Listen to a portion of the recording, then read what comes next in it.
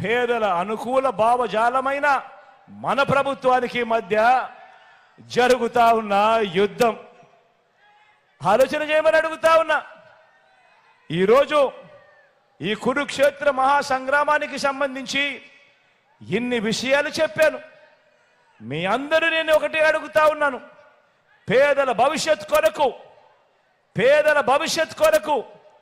పేదలకు అండగా తోడుగా నిలబడేందుకు మీరంతా కూడా సిద్ధమేనా అని అడుగుతా ఉన్నాను.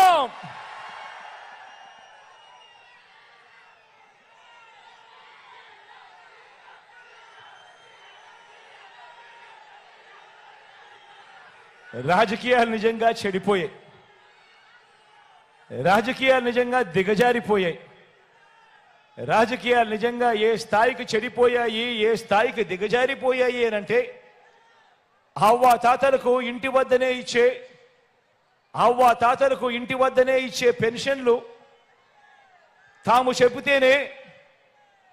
చెబితేనే చంద్రబాబు నాయుడు గారు ఆపించారు అని అహంకార ధోరణితో వాళ్ళ పార్టీకి సంబంధించిన ఎమ్మెల్యే అభ్యర్థులు మొన్ననే చూసా టీవీలో, రాజమండ్రిలో టీడీపీ అభ్యర్థి ఆదిరెడ్డి వాసు లాంటి వారు ఏకంగా ప్రెస్ మీట్లు పెట్టి మరీ చెప్పటం మీరంతా కూడా చూశారు.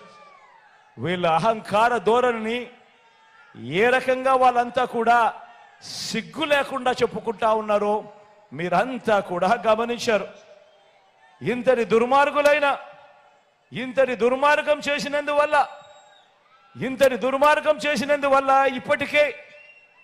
ఇప్పటికే గత కొద్ది రోజులుగానే నిన్న ఈరోజు ఈ మధ్యకాలంలోనే ఏకంగా 31 మంది అవ్వాతాతలు పెన్షన్లు అందుకునే పరిస్థితిలో అందుకోలేక నడచలేక అవస్థ పడలేక ఏకంగా 31 మంది ప్రాణాలు విడిచిన పరిస్థితులు కేవలం ఈ 2 రోజుల్లో 31 మందిని చంపిన ఈ చంద్రబాబు నాయుడు గారిని